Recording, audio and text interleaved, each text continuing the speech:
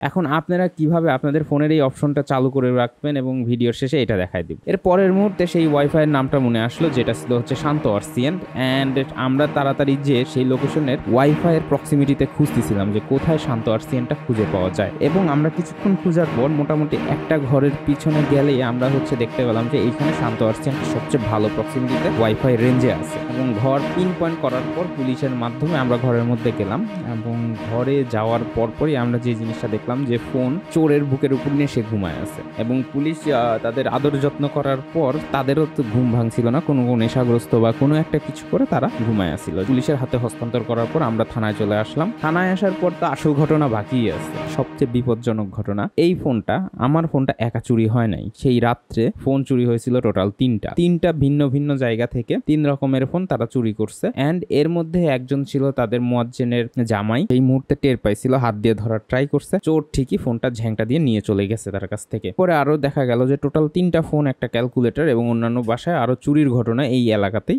ঘটছে।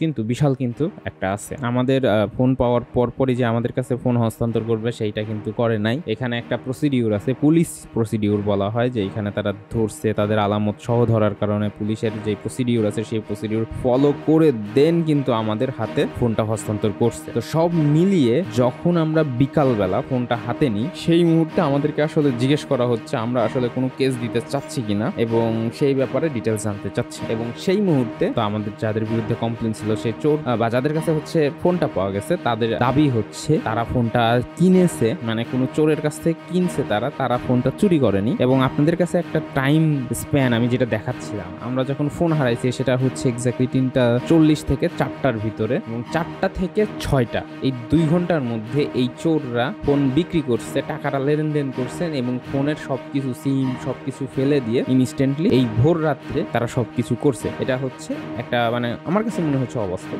2 ঘন্টার জন্য আসলে এটা কতটুকু করা সম্ভব? চোরের এই লেনদেন এটা হতেও পারে, অসম্ভব কিছুই না। দিন শেষে চোর কিন্তু, বা যাদের কাছে আমরা মোবাইল পাইছিলাম, তারা কিন্তু ছাড়া পেয়ে যায় বিভিন্ন লোক শক্তির বলে, যারা হচ্ছে মূলত পলিটিক্যালি ইনফ্লুয়েন্স বা পলিটিক্যালি পাওয়ারফুল। তাদের কাছে কিন্তু সিস্টেম ঠিকই মারপ্যাচ খেয়ে যায়। মূলত আপনাদের কাছে মনে হতে পারে আচ্ছা ঠিক আছে, তারা হয়তো আসলেই চুরি করেনি, তারা ফোনটা কিনছিল, কিনে ধরা খেয়ে গেছে। বাট দ্য ফ্যাক্ট হচ্ছে কি, যারা চুরি করছিল তারা কিন্তু ঠিকই বেঁচে গেছে। যারা ফোনটা তাদের কাছে পেয়েছিলাম, যে তারা বলছিল যে একজন, যে আমরা এই ছোটখাটো জিনিস করে আসলে এইভাবে ধরা খাইছি, এটা আমাদের জন্য অপমান, তা আমরা এর চেয়ে বড় কিছু করে ধরা খাবো, তাও একটা সম্মানের। তো এইটা হচ্ছে আমাদের দেশের সিস্টেমের মধ্যে চলে আসছে। সবাই বেঁচে থাকবেন। অ্যান্ড ফোনটা রিকভার করার জন্য আপনারা কি কি করতে পারেন সেটা আমি বলে দিচ্ছি। আপনারা গুগলে যাবেন, গুগল ফাইন্ড মাই ফোন এটা চালু করে রাখবেন। গুগল প্লে স্টোরে যাবেন, ফাইন্ড মাই ফোন লিখবেন, দেখবেন যে আপনাদের এই অ্যাপটা চলে আসছে। রেজিস্ট্রেশন করবেন, সবকিছু অন করে রাখবেন। আপনার ফোন যখন হারায় যাবে, আপনি অন্য ফোন দিয়ে সেই সেম জিমেলটা লগ ইন করবেন। লগ ইন করলে একদম এই স্ক্রিনের মতো পিন পয়েন্ট ট্র্যাকিং করার জায়গাটা আপনারা দেখতে পাবেন। অনেক কিছু ডিটেলস দেখা যায়, আপনারা ফোন লকও করে দিতে পারবেন। অ্যান্ড এট দ্য এন্ড আপনারা সাউন্ডও প্লে করতে পারবেন। Thank you everyone.